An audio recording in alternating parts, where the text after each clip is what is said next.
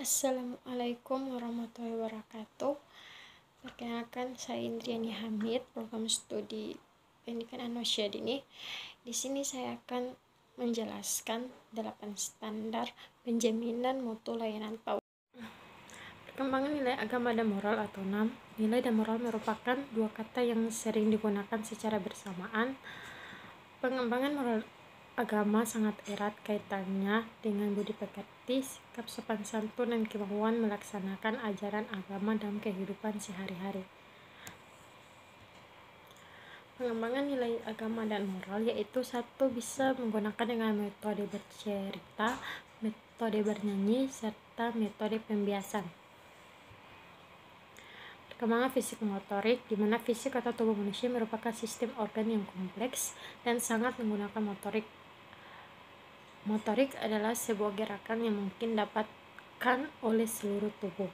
Sedangkan perkembangan motorik dapat disebut sebagai perkembangan dari unsur kematangan dan pengendalian gerak tubuh. Perkembangan seni menurut Bahasa Indonesia adalah halus, kecil dan halus, tipis dan halus, lembut dan enak didengar, mungil dan elok. Kalian membuatkan pencapaian perkembangan anak usia dini. STTPPA atau standar tingkat pencapaian perkembangan anak usia dini adalah kriteria tentang kemampuan yang dicapai anak pada seluruh aspek perkembangan dan pertumbuhan, mencakup aspek nilai agama dan moral, fisik, motorik, kognitif, bahasa, sosial, emosional, serta seni. Sarana dan prasarana merupakan salah satu bagian yang harus distandarisasi dalam kegiatan pelayanan PAUD.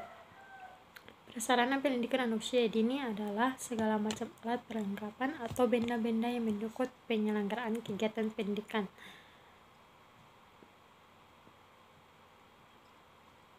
pengasuhan, dan perlindungan anak usia dini secara optimal. Persyaratan prasarana PAUD, persyaratan umum, khusus, dan prasarana di lingkungan pembelajaran PAUD.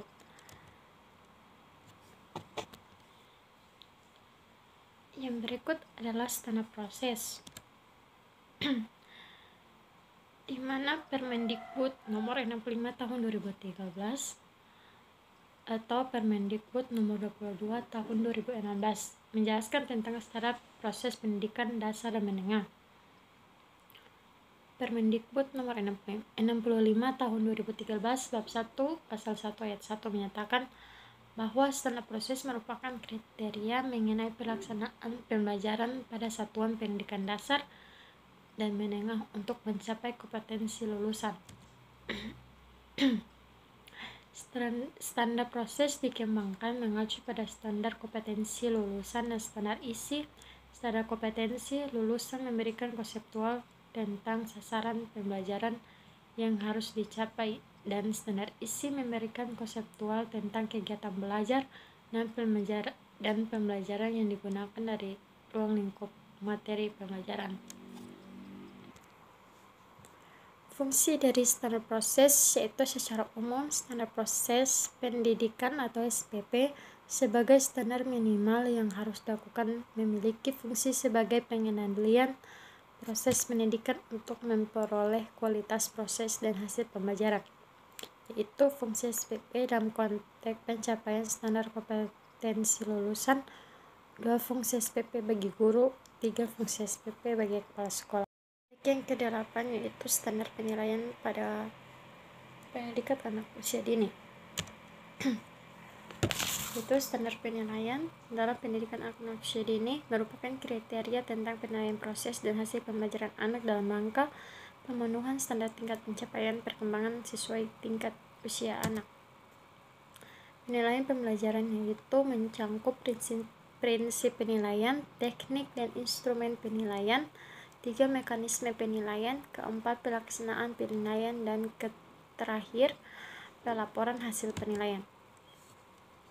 Di mana prosedur penilaian dapat dilakukan oleh guru, yaitu guru melaksanakan penilaian dilakukan secara integratif, 3 pencatatan hasil, 4 hasil catatan penilaian, 5 rekaman hasil penilaian.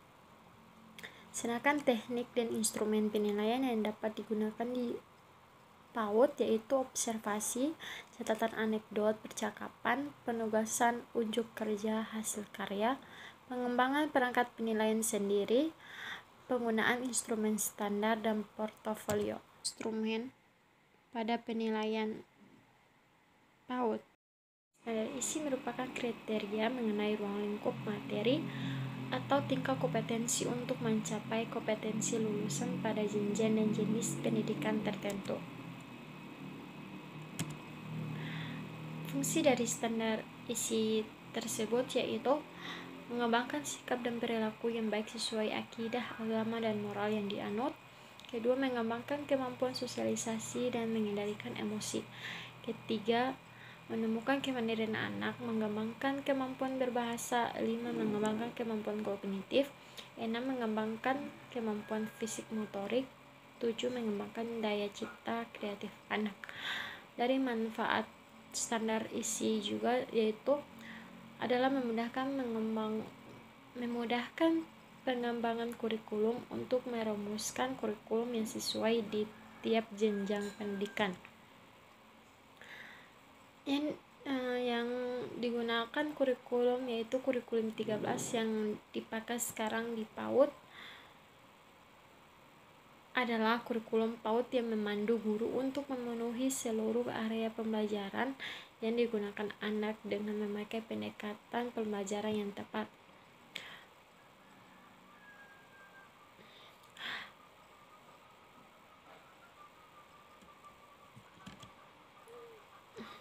Lingkup perkembangan aspek yang harus dipenuhi yaitu 6 aspek, yaitu nilai agama moral, sosial emosional, pengertian pendidik dan tenaga pendidikan.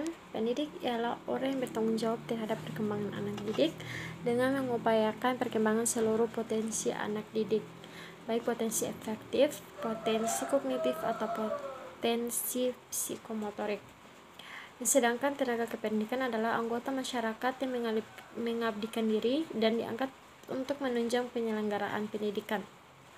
Sementara pendidik adalah tenaga kependidikan yang berkualifikasi sebagai guru, dosen, konselor pamong belajar, tutor instruksi, fasilitator, atau sebutan yang lainnya.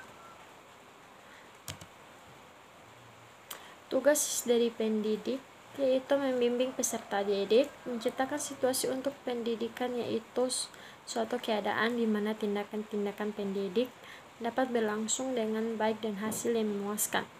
Seorang pendidik harus memiliki pengetahuan yang diperlukan seperti pengetahuan agama dan lain sebagainya. Standar kompetensi pendidik dan tenaga kependidikan yaitu 1. Kompetensi pedagogik atau andragogi. Kedua, potensi kepribadian. Ketiga, kompetensi sosial. Keempat, kompetensi profesional yang harus dimiliki oleh pendidik maupun tenaga kependidikan.